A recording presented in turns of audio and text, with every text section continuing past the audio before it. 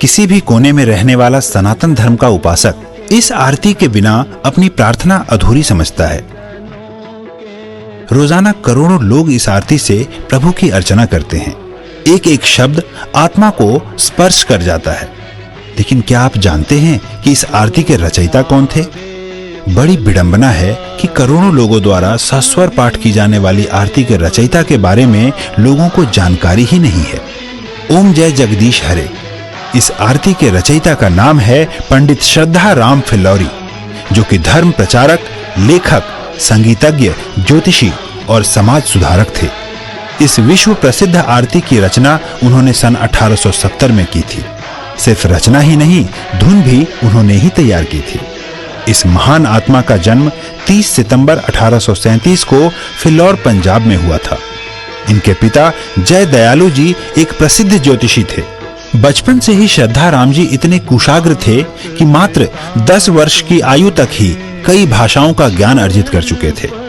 लोग इस बालक की कुशाग्रता से प्रभावित होते थे, लेकिन किसी को मालूम नहीं था कि इस बालक की रचना युगों तक प्रचलित रहेगी। अद्वितीय लेखक पंडित फिल्लौरी को सर्वप्रथम हिंदी उपन्यास भाग्यवती लिखने का श्रेय भी जाता है। उन्होंने बाइबल का भी आंशिक अनुवाद गुरुमुखी में किया था। उन्होंने महाराजा रंजीत सिंह के शासनकाल पर आधारित पुस्तक सिक्खा दे राज दी विधियां का लेखन भी किया। इसके अतिरिक्त पंजाबी बातचीत, सत्य धर्म मुक्तावली, शतोपदेश, सत्यामृत प्रवाह और सलय प्रवाह नामक पुस्तकों का लेखन भी किया। वह समाज सुधारक भी थे। जाति पाति के बंधन को न मानने वाले पंडित जी ने मेहताब कौर से शादी की थी, जो कि सिख परिवार से संबंधित थी। वह बाल विवाह, लड़के लड़की में भेदभाव, नवजात कन्याओं की हत्या जैसी कुरीतियों के विरोधी थे। उन्होंने स्त्रियों को समान अधिकार दिलवाने और उनके शिक्षा का समर्थन एवं प्रचार भी किया।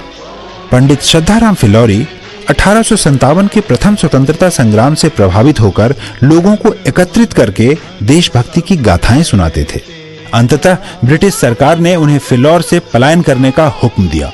वह पहले अमृतसर और फिर लाहौर पलायन कर गए।